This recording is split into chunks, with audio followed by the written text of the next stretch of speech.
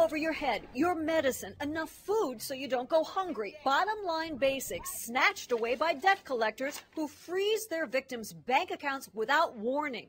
How much money did you actually have on you at that point? I didn't have no money. That's $20 is for me to eat that day, to buy food. But Moisey Amore's North Fork ATM said account frozen. Waverly Taliaferro's bank account at Citibank in Brooklyn, also frozen. His cupboard almost bare, except for one bag of rice. They ate rice for 23 days. Amazingly, neither Millie nor I got sick. Rather, we lost weight.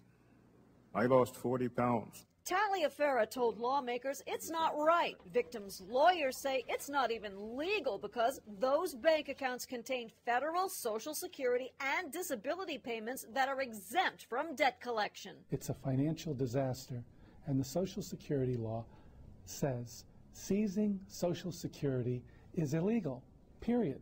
Unfortunately, it happens every day. Neil Fogarty's a New Jersey legal services lawyer. And what does that mean for the people involved? That means that their money is seized, their checks bounce. The check for my license bonds, the check for my PSNG bonds.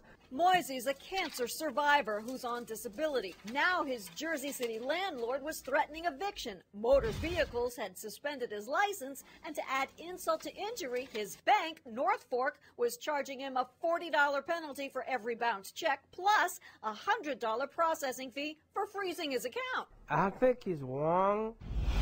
The people we spoke to admit they had debts. That's not the point. Federal law says debt collectors can't touch Social Security, SSI, workers' compensation, or disability, unemployment, or veterans' benefits. So how do the banks and debt collectors keep doing this to the people who can least afford it?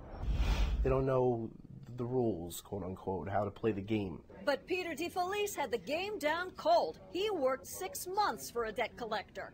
They don't know enough, and we capitalize on that. That's the key. It's just, it's like pouncing on your prey. If they don't know anything, the better.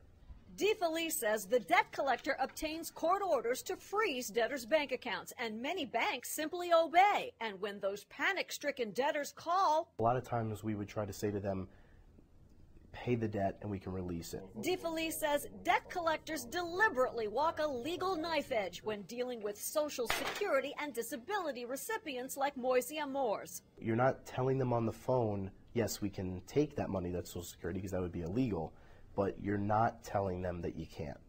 And I think that that's how they get around saying we're not doing anything illegal. Unethical? Yeah, I would say so. Tyler Johnson's a lawyer for South Brooklyn Legal Services. He's sued banks to release victims' money, but he says banks should refuse to freeze accounts when they can clearly see where the deposits are coming from. They're looking at a ledger that basically has it right there in front of them, whether it's Social Security or not. So the bank can tell it's exempt.